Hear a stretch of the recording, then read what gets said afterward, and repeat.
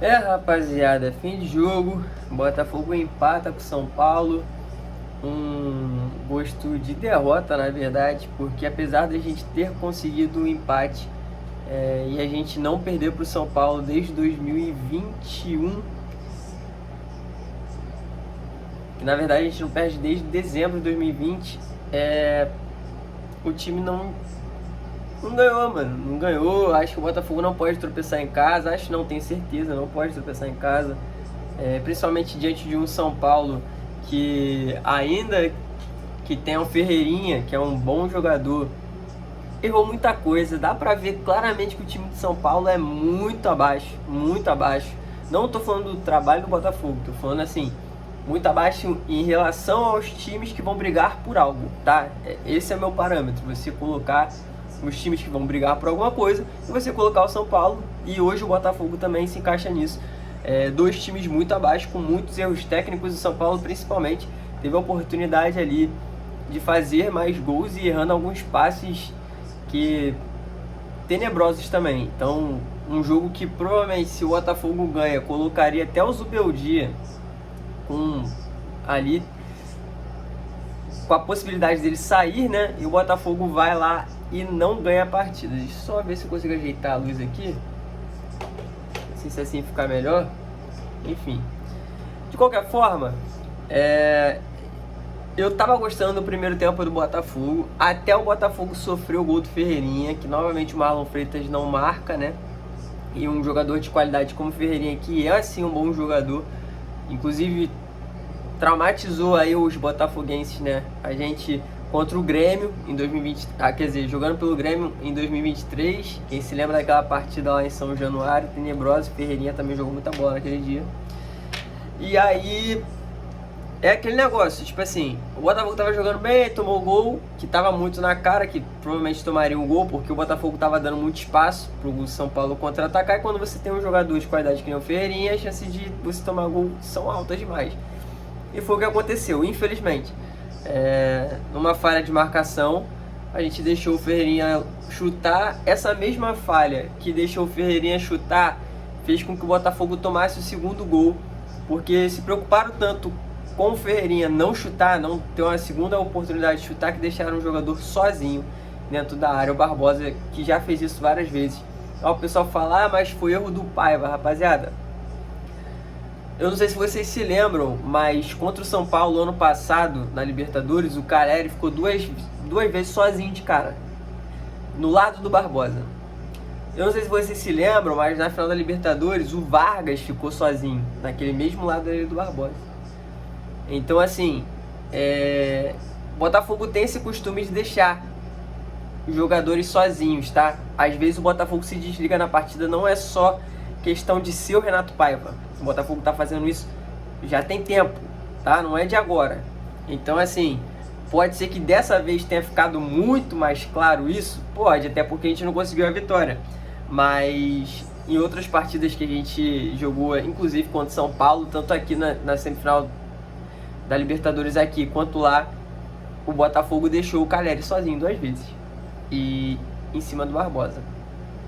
Então assim, o Paiva tem sua culpa, de certa forma, porque o time, apesar de para mim ter demonstrado evolução, hoje eu achei que o Marlon Freitas, apesar da falha na marcação do gol do Ferreirinha, andou mais pelo campo. O Savarino para mim também correu bem mais hoje, só que tem muitos erros técnicos individuais de passe, de cruzamento. O Botafogo tá sem aquele jogador que era o Luiz Henrique, que era do 1 contra 1, que pega, vai para cima, carrega 1, 2 na marcação. Então assim, na hora de criar alguma jogada, a gente precisa desses caras. E não tem. O Arthur não tá sendo esse cara. O Arthur tá tentando, rapaziada. Eu tô vendo muita gente criticando o Arthur, não cruza, não sei o que, não finaliza. É adaptação. O cara tava como reserva no Zenit, veio pro futebol brasileiro. Aqui ele jogava bola, principalmente pelo Bragantino. E o cara vai se adaptar, uma hora vai se adaptar. O problema é, o campeonato tá rolando, a gente já tá na quinta partida, sexta partida, e o Botafogo tá ficando pra trás. São uma vitória, 2 empates, uma derrota. O Botafogo atualmente tem 5 pontos na tabela. Os rivais aí diretos, Palmeiras, Flamengo, estão ganhando. O Flamengo, inclusive, está amassando aqui o Juventude. São aos 19 minutos do segundo tempo. Já está 4-0, mas eles fizeram 3-0. Aos 27, sei lá, 30 e poucos minutos do primeiro tempo. Então isso é pra gente ver como que tá o time do Botafogo. Porque o nosso time sofreu pra ganhar do Juventude. E falta de rodagem, de movimentação de jogador. Eu vi alguns gols assim no intervalo, né? Porque eu cheguei e tava no intervalo. E você vê que alguns jogadores, eles simplesmente, no 3 contra 6, os caras acham espaço, pô. 3 contra 6, os caras acharam espaço. Simplesmente movimentando. Um veio no meio, aí recebeu a bola no meio e achou um facão. E deu passe. O que falta pro Botafogo fazer isso? A gente tem o Savarino que tem essa qualidade, a gente tem o Igor Jesus que falta o facão. Mas o que falta, gente? Pra gente fazer isso contra o Juventude da vida que a gente sofreu pra poder ganhar. O que falta? Complicado, rapaziada. Complicado, não dá. Então assim, eu acho que tem coisas que não é só questão do treinador. Até porque o Paiva deixa que é o Savarino preso ali na zona de criação. O Igor Jesus sempre faz o facão. Só que, irmão, alguma coisa tá acontecendo que os jogadores devem estar sem confiança pra dar o passe. Deve ser porque tá dando passe errado, tá errando o passe e tá gerando contra-ataque? Pode ser. Hoje, por exemplo, a gente errou 2, 3 passes cruciais que geraram 2, 3 contra-ataques pro São Paulo. Alguns passes que a gente tá errando que o São Paulo às vezes desperdiçou oportunidade de contra-ataque, uns até eles devolveram a bola pra gente. Fizeram até a gentileza. Mas não sei o que tá acontecendo, tá errando passe bobo. E erro de passe, rapaziada, pra mim é erro técnico de jogador. Isso não é culpa de treinador, mano. O cara não saber acertar um passe, o cara não conseguir se movimentar, encontrar espaços, não consegue se situar dentro de campo. Tipo assim, cara, aqui onde eu tô tá muito povoado, vamos abrir espaço, vamos rodar, vamos tentar achar um espaço vazio. Não é possível. Que isso? Os caras são experientes, os caras jogam assim há muito tempo. Pô, não é, o Paiva veio pra manter um estilo do Arthur Jorge. Ele não veio pra fazer muita alteração. Ele não tá nem mexendo na estrutura do time direito. Tudo bem, bota o PK, não sei o que lá, beleza. Mas se você olhar a estrutura do time, é a mesma coisa. A pressão alta, que tá horrível a pressão alta. Tá horrível, horrível. Você vê a pressão alta, é sempre atrasada. Quando o Igor Jesus vai marcar o zagueiro, aí fica um zagueiro livre porque o Savarino não sobe. Aí quando o Savarino tá chegando no segundo zagueiro, o lateral tá livre porque o Arthur tá olhando pra trás pra ver se o Vitinho tá fechando. Aí sobe o Arthur, aí o meio aqui fica com sobrando porque o Marlon não vai fechar. Aí o Marlon vai fechar, aí sobra o outro aqui da ponta que o Vitinho não tá marcando. Cara, que isso? São 11 contra 11. É só cada um marcar um, irmão. Não é possível. Que isso, cara? Enfim, beleza. É incrível também como todos os adversários conseguem se fechar contra o Botafogo não consegue se fechar contra ninguém.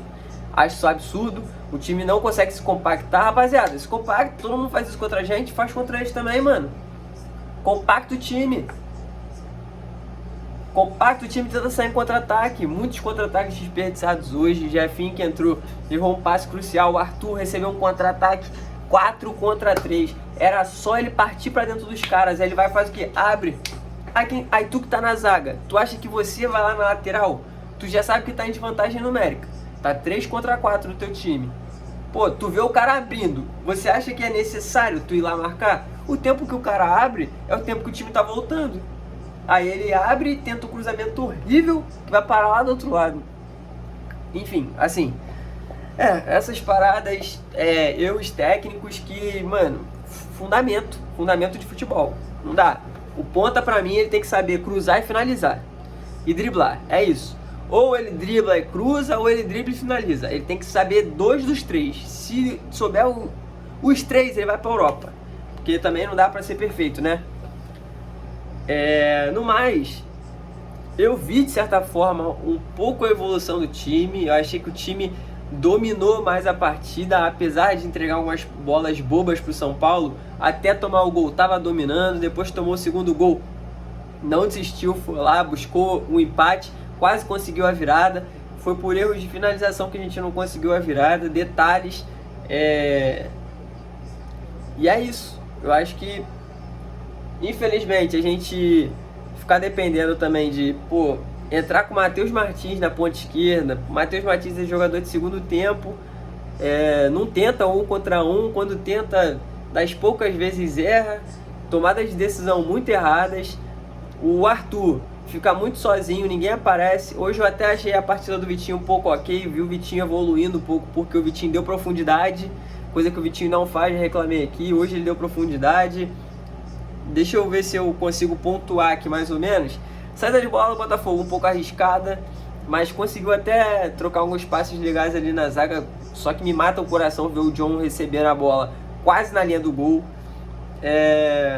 Jair não estava acertando os primeiros cabeceios, jogando por baixo até que foi mais ou menos ok, teve alguns erros ali de saída de bola, mas tá, uma nota, vamos lá, John, nota 5, porque primeiro tomou 2 gols, e aí gol do Pedro, 5-0 os caras. John, nota 5, porque tomou 2 gols. O Jair, eu daria uma nota 5 também. Foi nem crucial, tipo, nem muito bom, nem muito ruim, na média ali. O Barbosa teve seus erros, mas recuperou muitas bolas que o Jair errou, então eu daria um 6, apesar do gol ter sido em cima dele. Eu daria um 6, porque ele recuperou muitas bolas.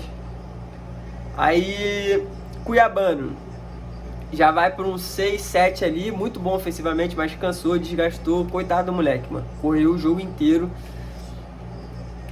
tentou bastante, mas não deu. O time de São Paulo muito fechado, mas o moleque tentou. Eu achei, é o que eu falo, pra mim, se dá um ponto esquerda ali que tem mais qualidade, o Cuiabano seria muito melhor aproveitado, tá? Porque ele sabe jogar por dentro, sabe jogar por fora. O Matheus Martins, ele se entende bem com o Cuiabano, mas ele não tem tanta qualidade assim, mano, pra dar um passe preciso, milimétrico, entendeu? Não tem. Infelizmente a gente sofre isso, vai ter que torcer pro Santos voltar. Gregory, nota 7, não comprometeu, como sempre, bem defensivamente, bem regular, só acho que o Gregory erra muito passe. O Gregory poderia arriscar mais também, porque a gente perde muito. Tipo, o Gregory não chega na área, o Marlon Freitas não chega na área, o Jair não chega na área, o Barbosa não chega na área. Aí o Vitinho não chega na área. Então, tipo, a gente tem menos 5, sabe? É um time que não é muito ofensivo. Senhor Marlon Freitas, nota 7 também, apesar da falha ter sido em cima dele. Então, vou dar um 6 pro Marlon Freitas, porque o Marlon Freitas, ele até que jogou bem, pra mim ele correu mais do que hoje, mas a falha dele em cima do gol do Ferreirinha não dá. E de novo ele quase falhou, de novo voltando na marcação. Complicado. Vamos lá. Savarino, um 8, fez uma boa partida, correu bem mais, se apresentou mais pro jogo, rodou o campo, desceu para buscar a bola, procurou partida, deu assistência, fez gol. É isso. 8 pro Savarino, só não vai tirar nota 10 porque perdeu o gol de cara. Pontas. Arthur, eu vou de 6 porque errou muita coisa boba, mas tá tentando. Ele tá tentando. Ele não tá na média, mas tá um pouco acima da média.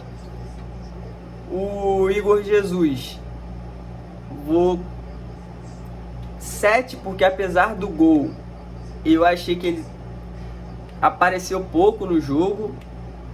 Não teve, tipo...